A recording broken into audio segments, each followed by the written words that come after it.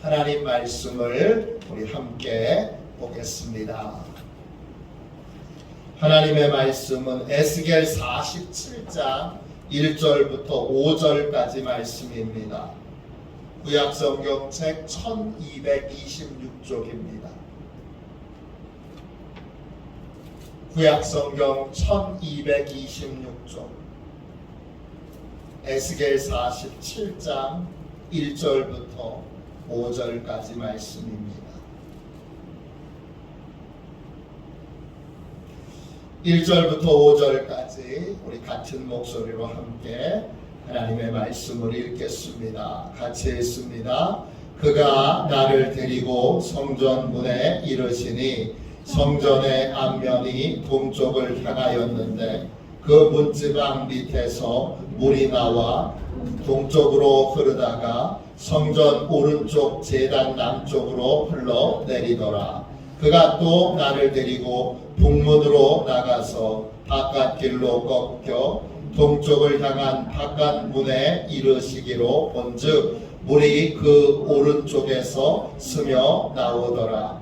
그 사람이 손에 줄을 잡고 동쪽으로 나아가며 천척을 측량한 후에 내게 그 물을 건너게 하시니 물이 발목에 오르더니 다시 천척을 측량하고 내게 물을 건너게 하시니 물이 무릎에 오르고 다시 천척을 측량하고 내게 물을 건너게 하시니 물이 허리에 오르고 다시 천척을 측량하시니 물이 내가 건너지 못할 강이 된지라. 그 물이 가득하여 헤엄칠 만한 물이요 사람이 능히 건너지 못할 강이더라. 아멘. 주님의 말씀입니다. 감사함으로 하나님의 말씀을 받았습니다. 성령의 임재, 성령의 임재. 우리는 더 깊은 성령의 임재로 나아가야 합니다. 하나님께서 예수 믿는 우리에게 우리의 필요한 모든 것들을 가르쳐 주시기도 하고 인도해 주시기도 하고 해결해 주시도록 성령님을 보내주셨습니다. 우리 안에 성령님이 계시고 성령님이 우리와 늘 동행하여 주시며 동시에 성령님은 매번 우리 위에 능력으로 권능으로 임해 주셔야 합니다. 이미 성령의 임재를 경험했더라도 거기서 만족하지 말고 더 깊은 성령의 임재를 사모해야 합니다.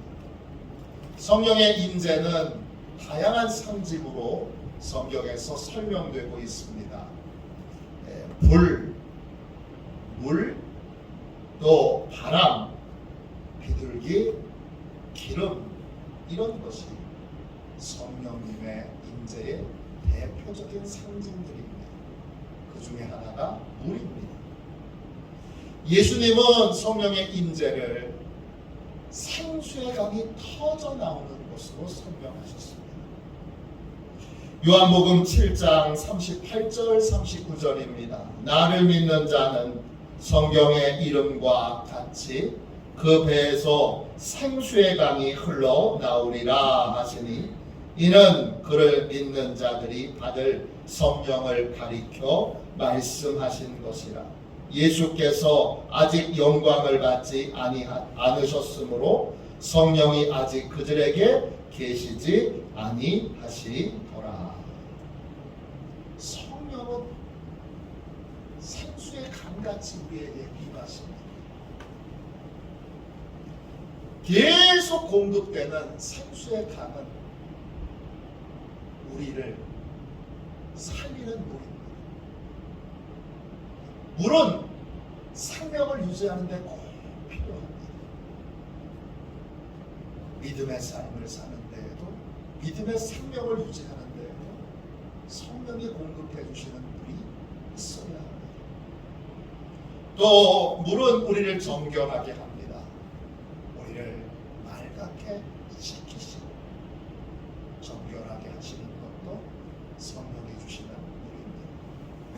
또 물은 곡식들을 열매 맺게 합니다. 풍성한 열매를 맺게 하시는 것도 성령님이 임재하실 때 가능합니다. 성령님은 이른 비와 늦은 비로 임재하셔서 우리의 인생을 축복하십니다. 이른 비는 이미 성령님이 우리에게 주신 은혜를 말하고, 늦은 비는 부르짖어 간구함으로 성령님께서 주시는 은혜를 의미합니다. 이 이른 비와 늦은 비를 통해 우리는 더 깊은 성령의 임재를 사모하고 또 사모해야 합니다. 성령의 임재가 한 차원이 아니고 여러 차원이 있고, 그 여러 차원의 성령의 임재가 있으면 지금 내가 경험한 것보다 더 깊은 차원의 성령의 임재가 있음을 잘 보여주는 성경의 이야기가 에스겔에 나옵니다. 에스겔은 바벨론의 포로로 끌려가서 포로 생활을 하던 예언자였습니다. 그가 바벨론의 그발 강가에서 환상을 보는데 그 환상의 내용이 오늘 47장에 나옵니다. 1절 2절 보세요. 그가 나를 데리고 성전 문에 이르시니 성전의 앞면이 동쪽을 향하였는데 그 문지방 밑에서 물이 나와 동쪽으로 흐르다가 성전 오른쪽 제단 남쪽으로 흘러내리더라. 그가 또 나를 데리고 북문으로 나가서 바깥길로 꺾여 동쪽을 향한 바깥문에 이르시기로 본즉 물이 그 오른쪽에서 스며 나오더라. 에스겔이 본 환상은 어떤 것입니까? 성전에서 생수의 강이 터져 나오는 것입니다. 그리고 그 생수의 강이 성전에서 흘러나와서 사방으로 흘러 들어가는 것입니다. 성전에 나온 물이, 성전에서 나온 이 물이 사막과 같은 땅에 들어갔을 때 그 땅이 기름진 옥토로 바뀝니다. 그 땅에서 각종 나무들을 살리고 그 살아난 나무들은 풍성한 열매를 맺습니다. 그 열매는 맛이 있고 또 그 잎사귀는 병을 고치는 그러한 약재로 사용됩니다. 성전에서 생수의 강이 터져 나오고 그 생수의 강은 땅으로 흘러가면 땅을 옥토로 바꿉니다. 바다로 흘러가면요, 바다를 다시 살아나게 해서 물고기가 풍성한 바다가 되게 하십니다. 성전에서 솟아난 이 물은 성령을 상징하고 성령이 우리에게 임재할 때 죽은 영적 생명들이 살아나고 무가치 않은 것들이 가치 있게 되고 의미 없던 것들이 의미 있게 되고 또 복이 없던 인생이 풍성한 하나님의 복과 은혜를 받게 됩니다. 이 성령의 풍성한 임재를 이 제단에서부터 충만히 여러분 공급받고 성령의 깊은 임재 가운데 들어가시는 저와 여러분이 되시기를 주님의 이름으로 축원합니다. 그러면 이 환상의 내용을 조금 더 깊이 들어가 봅시다. 에스겔을 인도하던 분이 줄을 잡고 천척씩 찬양을 합니다. 천척은 500m를 의미합니다. 500m씩 줄을 가지고 이렇게 찬양을 하면 찬양을 할 때마다 물의 높이가 달라집니다. 이 찬양하는 것 성령님이 명하시고 말씀하시는 복음 증거와 또 예수님을 전하는 일을 상징합니다. 복음을 전하는 일에 힘쓰고 더욱 힘쓰면 결국 우리에게 성령님이 더 깊이 임재하십니다. 왜냐? 성령님은 선교의 영이시기 때문에. 오늘 말씀 3절부터 5절까지 보세요. 그 사람이 손에 줄을 잡고 동쪽으로 나아가며 천척을 측량한 후에 내게 그 물을 건너게 하시니 물이 발목에 오르더니 다시 천척을 측량하고 내게 물을 건너게 하시니 물이 무릎에 오르고 다시 천척을 측량하고 내게 물을 건너게 하시니 물이 허리에 오르고 다시 천척을 측량하시니 물이 내가 건너지 못할 강이 된지라. 그 물이 가득하여 헤엄칠 만한 물이요 사람이 능히 건너지 못할 강이더라. 에스겔을 인도하던 분이 천척씩 측량을 할 때마다 물의 깊이가 달라집니다. 발목까지 왔다가 그 다음에 무릎까지 오고 그 다음에 허리까지 오고 그리고는 온 몸을 다 그 물이 덮습니다. 이건 성령의 다양한 임재를, 차원이 다른 임재를 설명하고 그 성령의 임재를 통하여 우리가 어떤 변화와 또 어떤 복을 받게 되는지를 설명하고 있습니다. 제일 먼저 성령의 임재가 처음 임하게 될 때 발목 높이까지 임재하게 됩니다. 어디까지 변화되는 거예요? 발목까지 변화되는 거예요.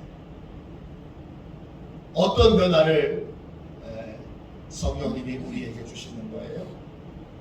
자발적으로 성전에 들어오고 자발적으로 성전을 찾는 믿음을 갖게 하는 단계예요. 누군가에게 억지로 교회에 끌려오던 인간이 이제 성령의 이 첫 번째 임재를 경험하게 되면 자발적으로 예배에 참석하고 자발적으로 은혜를 사모하게 됩니다. 초대교회 믿음의 비결 중에 하나는 잘 모이는 데 있습니다. 초대교회 성도들은 매일 모였습니다. 매일 모여서 기도하고 찬송하고 예배하고 전도했습니다. 모이게 힘쓰는 이 믿음 누가 주신 겁니까? 성령님이 주신 겁니다. 성령님이 임재하시면 잘 모이는 그러한 교회, 잘 모이는 성도들로 변화됩니다. 이게 첫 번째 성령의 임재가 있을 때 우리에게 나타나는 모습입니다. 두 번째 성령의 임재가 언제 또 나타납니까? 우리가 성령님께 순종하여 나아갈 때 성령님이 우리에게 두 번째 임재를 주시는데, 두 번째 임재는 뭡니까? 무릎까지 성령이 임재하시는 겁니다. 무릎까지 임재하면 무릎까지 변화되는 겁니다. 무릎은 뭡니까? 기도를 상징합니다. 누군가 시켜서 억지로 기도하던 분이 이제 자발적으로 기쁨으로 기도의 맛을 알고 기도의 기쁨을 알아서 기도하게 되는 단계를 말합니다. 전에는 기도를 받던 분이었는데 이제는 기도를 해주는 분이 됩니다. 전에는 기도의 사명이 전혀 없었는데 이제는 다른 분들을 위하여, 나라와 민족을 위하여, 목사님을 위하여 기도하지 않으면 견딜 수가 없습니다. 내 기도에 하나님이 반드시 응답하시는데 내가 기도를 게을리해서야 되겠는가? 기도에 대한 사명감을 가지고 밤낮 부르짖어 기도하게 됩니다. 이런 변화를 성령님이 주시는 것입니다.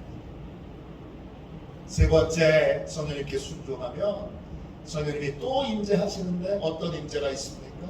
세 번째 임재는 허리까지 오는 임재입니다.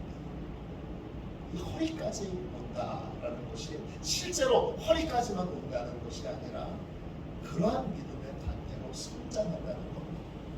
허리는 짐을 짊어지는 그러한 기능을 하는 것입니다. 그래서 허리에까지 성령이 임재하셨다는 건 일을 맡아서 이제 하나님이 원하시는 일, 하나님이 기뻐하시는 그 사명을 맡는 것을 말하고 맡아서 봉사하는 걸 말하고 일꾼이 되는 것이죠. 허리는 가장 낮아져서 일할 수 있는 봉사를 상징하고 어린아이는 나를 위해서 일해 주기를 바라는데 이제 성숙하여 일꾼의 믿음을 성령님이 주시게 되면 이제는 교회에서 봉사하는 게 성령님을 위하여 일하는 게 기쁨입니다. 그래서 봉사할 줄 알고 희생할 줄 아는 단계의 믿음을 갖고 이 믿음도 성령님이 주시는 겁니다. 마지막 네 번째 단계는 어떤 단계입니까? 머리 위까지 성령님이 충만하게 임재하셔서 머리 위까지 다 성령님이 지배하시고 다스리시게 되면 모든 걸 내 뜻이 아닌 성령님의 뜻대로 행하게 됩니다. 5절 말씀, 에스겔 47장 5절 말씀을 다시 읽겠습니다. 다시 천척을 측량하시니 물이 내가 건너지 못할 강이 된지라. 그 물이 가득하여 헤엄칠 만한 물이요 사람이 능히 건너지 못할 강이더라. 물이 얕은 곳에는 내 맘대로 건너지만 물이 깊은 곳에는 내 맘대로 물을 건널 수 없고 물에 나를 맡겨야 그래야 헤엄을 칠 수 있습니다. 물에 나를 맡기듯이 성령님께 나를 맡기고 온전히 성령님이 인도하시고 성령님이 이끌어 가시는 대로 따라가는 삶을 살게 되는 단계가 바로 마지막 충만한 성령의 인재의 단계입니다. 이럴 때 성령님의 인도하심을 따라 삶을 살아가게 됩니다. 요한복음 3장 8절입니다. 바람이 임의로 불매 내가 그 소리는 들어도 어디서 와서 어디로 가는지 알지 못하나니 성령으로 난 사람도 다 그러하니라. 성령의 임재를 깊이 경험한 사람은 자기의 생각이나 자기의 계획을 따라 삶을 살지 않고 바람에 자기를 탁 맡긴 연처럼 그렇게 바람에 맡긴 것처럼 성령님께 맡겨서 날아갑니다. 수영하는 사람이 물에 자기를 탁 맡기는 것처럼 성령님께 탁 맡기고 성령님이 이끄시는 대로 움직이게 됩니다. 성령의 임재를 경험하셨습니까? 모든 변화는 성령님이 행하시는 것입니다. 열심히 교회에 나오도록 변화시키길 원하시면 성령님이 임재하셔야 합니다. 기도하는 사람이 되게 하려면 성령님이 임재하셔야 합니다. 일꾼이 되려면 일꾼으로 세우려면 성령님이 임하셔야 합니다. 성령님의 뜻대로 모든 것을 행하는 사람이 되려면 성령님이 임재하셔야 됩니다. 성령님이 임재하셨다면 우리는 더 깊은 임재, 더 깊은 임재, 더 깊은 임재를 사모해야 합니다. 우리가 경험했던 모든 성령님의 임재보다 더 깊은 임재가 있습니다. 그리고 그 성령님의 임재를 통해서만 우리는 변화됩니다. 우리는 달라집니다. 내 힘으로 이렇게 해보고 저렇게 해서 어떻게 변화시켜 보려고 애쓰는 건 우리를 지치게 합니다. 성령님이 변화시켜 주셔야 합니다. 성령님이 변화시켜 주시도록 뭘 해야 되는 겁니까? 기도해야 합니다. 나를 성령님이 인재하셔서 변화시켜 주시도록, 우리 가족들을 성령님이 인재하셔서 변화시켜 주시도록 부르짖어 기도해야 합니다.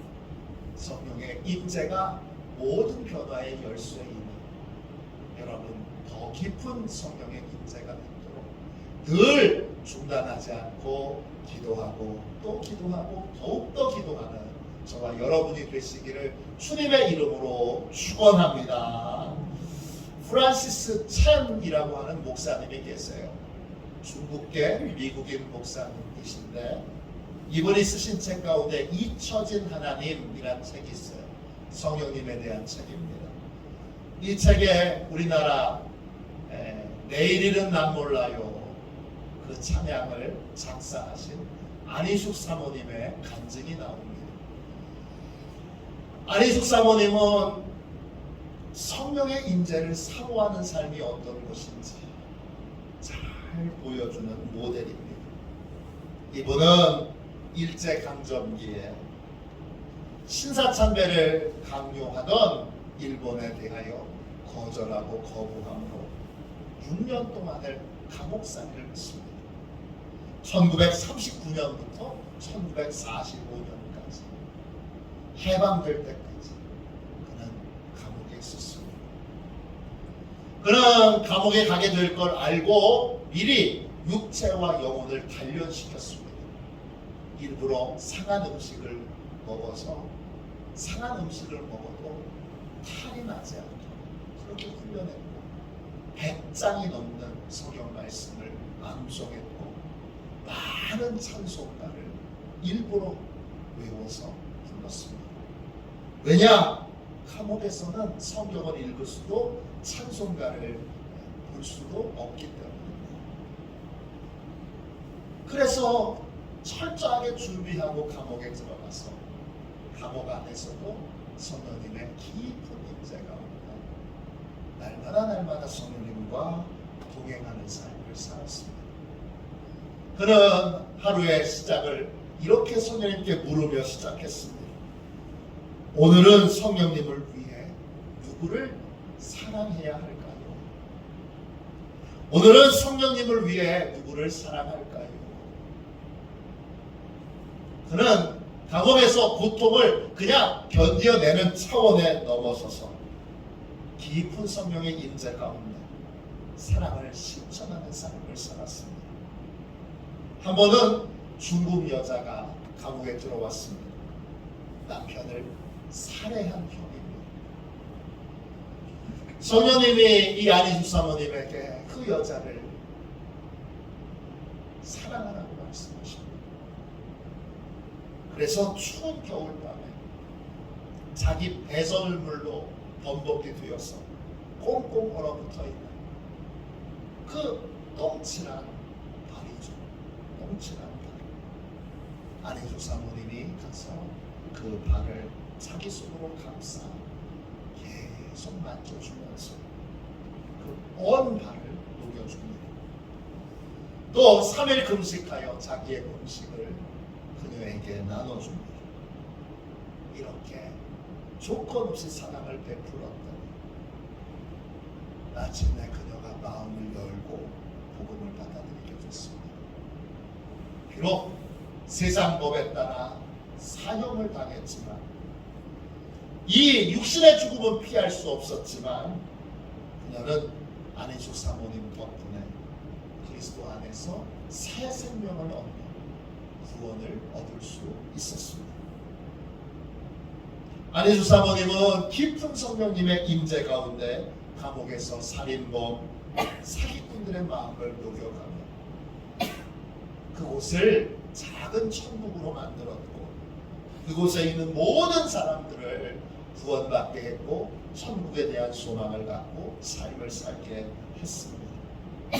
한 사람의 성령님의 임재, 성령님의 충만한 임재 가운데 있던 한 사람이 그 감옥에 있으니까 감옥 전체가 천국으로 만들게 되었습니다. 우리는 성령님의 임재를 사모해야 합니다. 모든 변화는 성령님이 하시는 겁니다. 성령님의 임재를 사모하고 사모할 때에만 변화가 있습니다. 진정한 변화를 위하여 성령님의 임재를 사모하시고 그 임재가 깊어지도록 더 깊은 임재 가운데 들어가 더 풍성한 변화, 더 풍성한 그러한 영적 은혜를 누릴 수 있도록 우리는 더 깊은 성령님의 임재를 사모해야 합니다. 그렇게 사모하여 기도하는 저와 여러분이 되시기를 주님의 이름으로 축원합니다. 기도하겠습니다. 자비로우신 주님, 이 시간 성령님만이 우리를 변화시키실 수 있음을 고백합니다. 자비하신 주님, 이 자리에 이 시간 임재하셔서 우리 모두를 변화시켜 주시고 우리 모두를 새롭게 하여 주시는 성령님께서 참으로 우리를 한 사람 한 사람 새롭게 하시는 그러한 놀라운 은총을 주여 체험하게 하여 주옵소서. 변화되지 않는 식구들 때문에 주여 힘이 듭니다. 변화되지 않는 주여 전도 대상자들 때문에 낙심됩니다.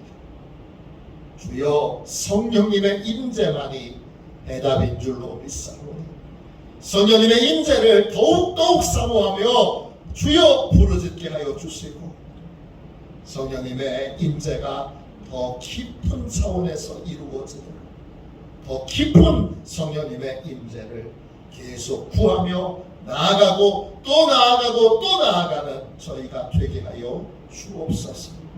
우리들의 식구들, 가족들, 성도들 주여 우리가 사랑하는 모든 이들이 성령의 임재로 말미암아 변화되기를 원하고 더 깊은 성령님의 임재로 말미암아 더 많이 더 깊이 변화되기를 원하오니 주여 변화시켜 주옵소서.